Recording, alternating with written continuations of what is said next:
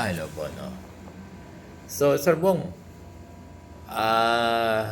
madali lang ba na gawin na i-release yung mid-year bonus ng mga guro, yung mga garnis, ano? Madali bang i-release yung pera?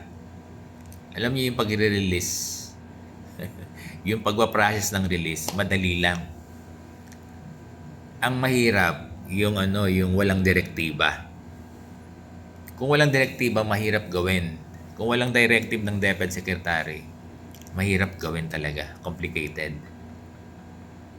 Pero yung pag-process ng pag-release, kung gusto mo, ngayon din pwedeng i-release Madali lang yon. Kaya lang, mahirap gawin kung walang direktiba. Nagigat ba, Sir Bong? Iba yun. Oo. Kung may direktiba, napakadaling gawin. Kahit isang araw lang, makukuha mo Pwede yun. Ganun kadali. Madali lang din i-gawin yung papers. Oo. Kayang-kaya yan ng mga ADAS. Ng mga ADAS, yes. Kaya lang nagiging mahirap, komplikado, kasi walang direktiba na pwedeng ibigay ng over-the-counter na hindi papasok sa ATM. Diba? Ganun yung paliwanag ni Sir Bong. Napakadaling ibigay napakadaling ibigay ng mid-year bonus ng mga garnis. Saglit lang 'yan. Pwede natin 'yan ipetsa ng ngayon Kung cheque, kung ako, issue lang kita ng cheque. Kung may cheque pa, no?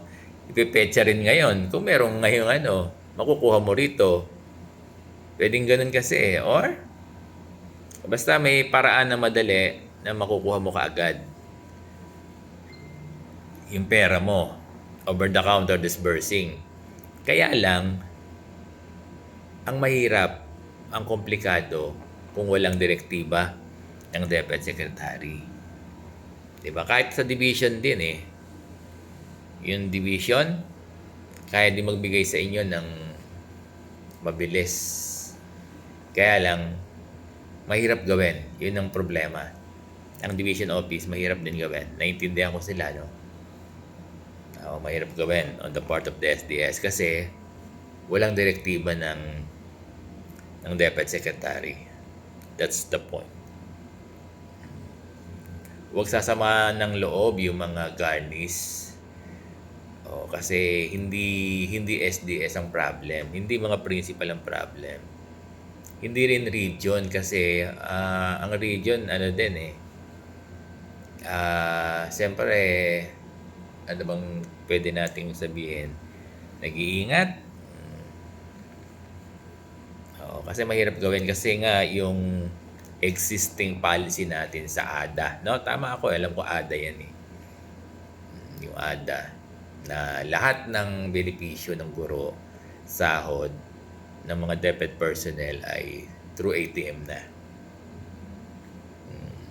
Kaya ang gumawa naman ng policy ay ang DepEd, DBM to my understanding. So, tingin ko, sila din ang pwede mag-modify. Kaya lang, ang DepEd baka kasi nung kausap ni Sir Benjo ang DepEd, sabi i-expedite daw ng legal nila ng DepEd. Yun yung sabi ni Sir Benjo, no? Actually, nakakausap ni Sir Benjo. In fairness sa DepEd, nakakausap naman ni Sir Benjo Basas, no? Ang sabi, expedite pa. Titingnan pa yung mga legal basis kung pwede. Siguro mahirap din on the part ng ating DepEd Secretary. Kaya hindi niya, although alam niya, well-informed siya, nababasa niya, naririnig niya sa social media. Kaya lang, kung sakasakali siya ang unang secretary na gagawa, nito.